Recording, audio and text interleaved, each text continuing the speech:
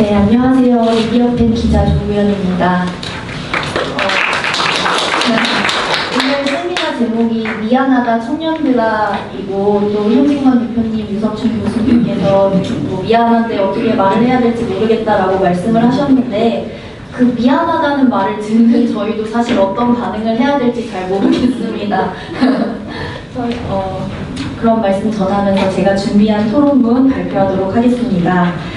제가 지금 사법부에서 근무를 하고 있어서 제가 기업에 대한 관심사가 요즘 굉장히 높습니다. 그래서 이 토론회를 준비하면서 이승만 대통령과 동시대를 살았던 1세대 기업인들은 과연 이승만 대통령을 어떻게 평가했을까라는 게 굉장히 궁금했고, 또 그런 기업을 바라보는 이승만 대통령의 심정은 어떤 것이었을까가 굉장히 궁금했습니다.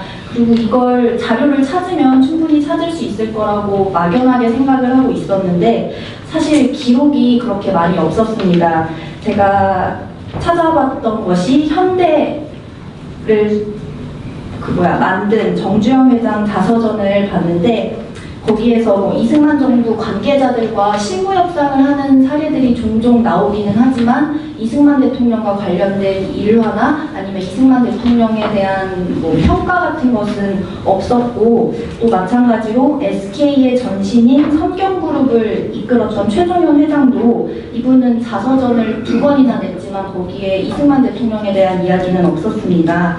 그리고 또 대한항공 창업주인 조중훈 회장은 인하학원을 인수해서 오늘날 뭐 인하대학교 등등의 그 교육사업을 인수해서 했었는데, 이분도 인하학원 인수 과정을 설명하면서 이승만 대통령에 대해서 언급을 하기는 하지만 그냥 사실관계만 서술했고 뭐 그 사람에 대한 인물평 같은 건 하지 않았습니다. 제가 그 이승만 대통령에 대해 언급된 부분을 27페이지에다가 옮겨놨는데요. 여기에 보면 뭐 이승만 박사가 하와이 한국인 이민 50주년 기념사업으로 추진해 설립했던 것이다, 인하학원은. 그래서 학교 명칭도 인천과 하와이의 첫음을 따서 정한 것이라고 한다.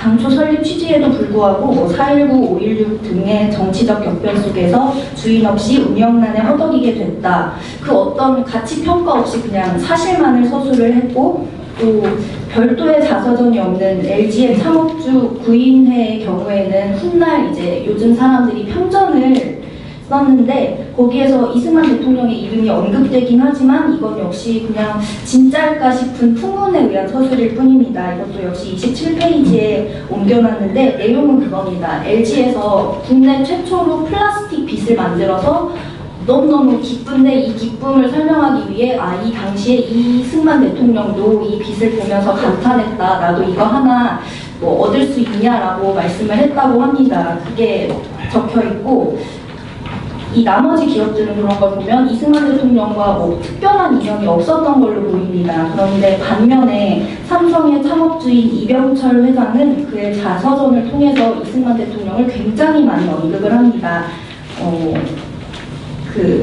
제가 구절들을 옮겨놨는데 28페이지에 보시면 중간에 이승만 대통령을 이병철 회장은 열렬한 민족주의자다라고 표현을 했고, 또 대구를 방문한 일이 있었다면서 그 일을 서술을 하는데, 이병철의 서술에 의하면 그 이병철의 아버지 이찬우가 청년 시절에 상경을 해서 독립협회 회원들과 어울렸다고 합니다. 그리고 그 시기에 기독교 청년회에서 이승만 대통령을 만났고 서로 그 이름을 아는 사이였기 때문에 이승만 대통령을 만났을 때 나의 아버지는 이찬우입니다 라면서 이병철이 자기 소개를 했던 거예요. 그랬더니 이승만 대통령이 반가워하면서 두 사람의 인연이 계속 이어지는 그런 게 서술이 돼 있는데요. 이 이야기를 하면서 이병철 회장이 당시 시대 상황을 서술을 합니다. 보면 뭐 남한에서는 좌우의 정치 세력의 대결하고 있었고 혼란된 정세가 계속되는 가운데 여전히 미국은 당초에 구상했던 좌우 합작, 남북 협상의 노선을 버리지 않고 있었다. 쭉쭉 가면서 그렇지만 이승만 대통령은 남한만이라도 민주정부를 세우자고 주장을 했는데, 그래서 당시 하지 중장으로부터 언동을 상가하는 권고를 받았다는 소문도 나돌고 있었다. 그럴 무렵 회사 일로 상경한 나는 이 박사가 대구에 왔을 때 상경하면 들르라고 당부한 일이 있었으므로 당시 다른 사람과 함께 이화장으로 이 박사를 방문했다.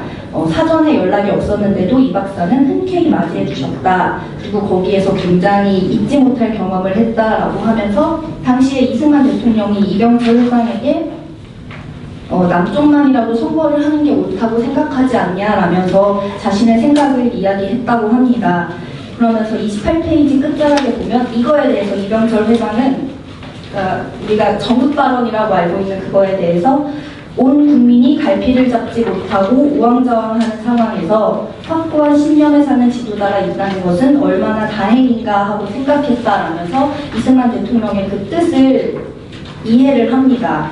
그리고 또 중간쯤에 가다 보면 제가 굵은 포인트로 정리를 해놨는데 이병철은 이승만 대통령에 대해서 민주주의 체제에 대한 불효불굴의 신념, 60만 국군의 창설, 한미 방위조약의 체결, 능숙한 대미 대일 외교 등 탁월한 정치가로서의 역량과 공적은 일일이 내거할 필요가 없지만 특히 6.25 동란에서 백척간두에서 선 조국을 구한 이 박사의 공적은 우리나라 현대사에 길이 그 이름을 남기고도 남을 것이다. 그리고 마지막에 와서 근세에 와서 세종대왕이나 충무공 이순신을 국민들은 한결같이 숭상하지만 그분들 못지않게 이 박사도 민족의 역사에 크나큰 발자취를 남겼다라고 서술을 합니다. 저는 이 부분을 읽으면서 정말 깜짝 놀랐습니다. 지금 내가 생각하고 있던 걸 80년대에 이병철 회장도 생각을 하고 있었구나. 다른 기업인들은 이승만 대통령에 대해서 뭐 별다른 생각이 없어 보이는데 역시 그 1등 기업을 이끄는 사람이면 얼마나 이병철 회장도 똑똑하고 엘리트라고 부를 수 있는 사람이겠어요. 큰 사람은 역시 큰 사람을 알아보는구나 라고 생각을 하면서 굉장히 감탄을 했습니다. 그리고 이것 말고도 또 여러 가지 사례가 있는데 이 30페이지에 보면 이승만 대통령이 대구에 있는 제일모직 공장을 방문한 사례가 나옵니다. 그리고 공장 시찰을 마친 다음에 이승만 대통령이 매우 흡족한 표정으로 애국적 사업이야 이처럼 자랑스러운 공장을 세워줘서 감사해. 제일모직의 노력으로 온 국민이 좋은 국산 양복을 입게 됐구먼 하면서 이병철 회장을 칭찬합니다. 그리고 의피창생이라는 피오도 남겨줬다고 하는데요. 의피창생은 옷이 새로운 삶을 만든다라는 뜻이라고 합니다. 저는 이걸 보면서 기업인에 대해서 이승만 대통령은 이렇게 우호적이고 감사하다는 생각을 하고 있었구나라는 걸 알 수 있었습니다. 그리고 또 이제 이병철 회장이 이승만 대통령이 민영화를 굉장히 중히 여겼다고 이야기를 합니다. 그래서 저는 여기에서도 굉장히 깜짝 놀랐습니다.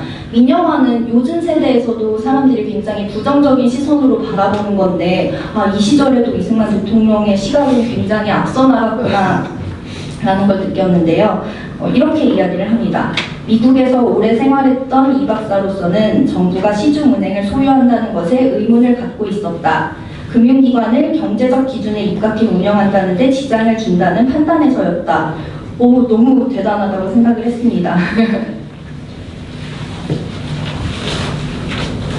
그리고 이후에 1958년에 비료공장 설립을 이병철 회장이 추진을 합니다. 근데 돈이 부족하다 보니까 외국에서 차관을 빌려오는 걸 생각을 하는데 당시 차관을 받기 위해서는 정부의 승낙이 필요했었습니다. 왜냐하면 이승만 대통령은 당시에 경제학자인 송인상 국무부 장관에게 경제정책을 위임했다고 하는데 위임을 하면서도 환율정책 그리고 일본인들과의 관계, 외국 정부나 외국인과 무슨 약속을 하거나 원조자금의 사용 내역을 정하는 것은 자신과 상의할 걸 반드시 주문을 했다고 합니다. 그래서 이병철 회장도 이 이야기를 하기 위해 이승만 대통령을 찾아가는데요. 당시의 일을 이렇게 서술합니다.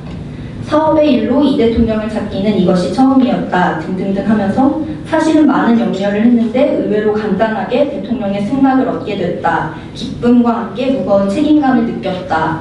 그러면서 이렇게 뭔가 기업인이 뭔가를 한다고 했을 때 흔쾌히 승낙을 해주는 기업하기 좋은 환경을 이승만 대통령이 만들어줬구나라고 또 생각하면서 감탄을 했습니다.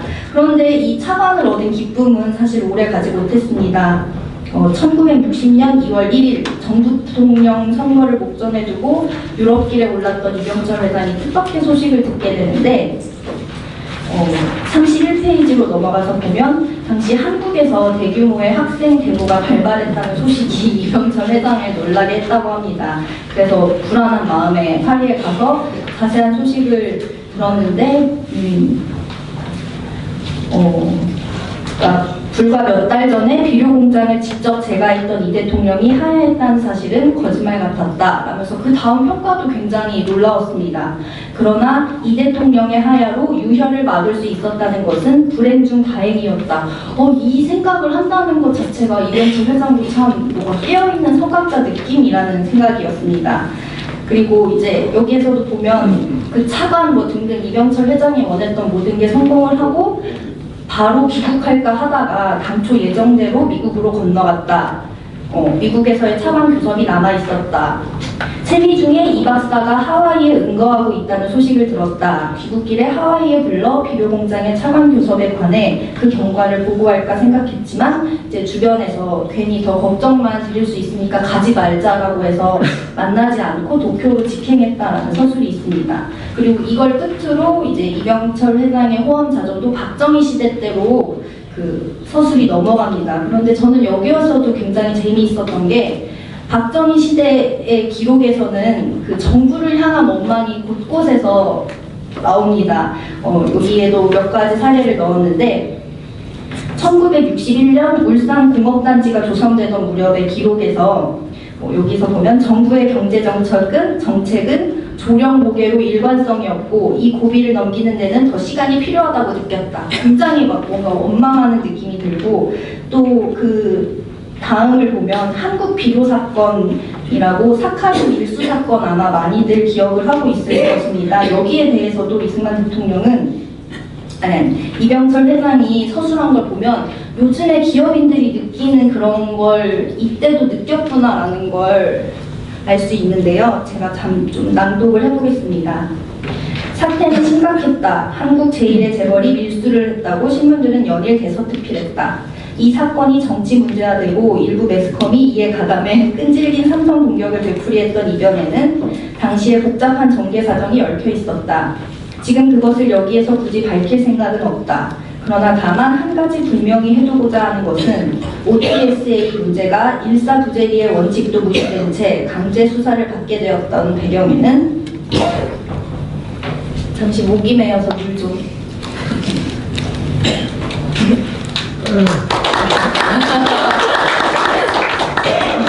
몇몇 정치인의 공작이 숨어있다는 사실이다. 당시 권력 구조의 중추에 있던 인물이 OTSA 문제가 일어나기 전에 한국 비료 주식의 30% 증여를 요구해왔던 사실도 있다. 근데 이제 여기에서 나오는 당시 권력 구조의 중추에 있던 인물은 그 이병철의 첫째 아들인 이맹희의 자서전을 통해서 박정희 대통령이었다라는 서술이 나옵니다. 근데 이게 사실인지 아닌지는 잘 모르겠지만 어쨌든 그 박정희 정부와의 관계는 별로 좋지 않았음을 유추할 수 있는 내용이라고 생각을 합니다. 그리고 32페이지로 넘어가서 제가 또 한 가지 놀랐던 건 이병철 회장이 존경했던 인물이 메가더 장군이라고 합니다. 그래서 1982년에 보스턴 대학 명예경영학 박사를 받기 위해 미국에 갔을 때 그 메가더 장군의 이망인과 만난 것을 굉장히 잊지 못할 일이라고 회고를 했는데요. 그 존경의 의미를 담아서 호암미술관, 용인에 있는 호암미술관 앞들에 메가더와 이승만 동상 그리고 인천상륙작전 동판을 세웠다고 합니다. 여기에서도 저는 여기 이승만 대통령 동산이 호암미술관 앞에도 있나 하고 너무 깜짝 놀라서 가보지는 못했고 이제 호암미술관에 전화를 해서 물어봤습니다. 이 동상 아직도 있냐? 그랬더니 어떤 젊은 직원분이 받아서 그런 거 없다고 전 한 번도 본 적이 없다고 그래서 지금은 없냐? 그러면 옛날에는 있었냐? 했더니 그게 너무 오래된 일이라 혹시 어디에서 그런 내용을 보셨냐? 라고 하길래 호암자전 몇 페이지에 사진이 있다 내가 지금 찍어서 보내줄 수도 있다 당시를 기억하는 사람이 없느냐 했는데 이제 물어 어떤 분과 통화를 했는데 그분 말로는 85년에서 86년 사이에 이런 동상이 있었기는 한데 지금은 없다라고 하시더라고요. 그래서 왜 없냐, 누가 왜 없앴냐, 저는 이제 그거를 물어봤더니 그거는 저희도 알 수가 없고 기록이 없어서 모른다라고 해서 아직까지 제가 추가적인 어떤 정보를 얻지는 못했지만 알아내서 꼭 어떻게든 이렇게 말씀을 드릴 수 있도록 하겠습니다.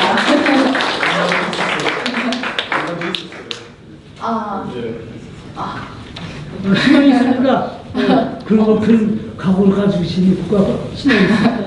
네, 그래서 이제 제가 이병철 회장이 본 이승만 대통령에 대한 내용을 말씀드리는 건 여기까지인데요. 저는 이 기록들을 쭉 보면서 또 궁금한 게 과연 지금 이승만 대통령과 이병철 회장이 지금의 대한민국 그리고 지금의 삼성을 보면 어떤 생각을 할까 참 낙담을 할 것 같다라는 막연한 생각, 그리고 또 이승만 대통령이 했던 그 대통령을 지금 문재인 대통령도 하고 있는 거잖아요. 그 문재인은 이승만 대통령에 대해서 어떻게 생각을 할까? 그리고 이병철 회장이 이끌었던 기업을 지금 이재용 부회장이 경영을 하고 있는데 과연 이 이재용 부회장은 호황자전을 읽고 그 이병철 회장의 스피릿을 다 받았을까? 이런 것들이 굉장히 궁금했습니다. 그리고 이 궁금증을 풀리게 된다면 언제든 여러분들께 공유하겠다는 약속을 드리면서 토론 마치도록 하겠습니다. 감사합니다.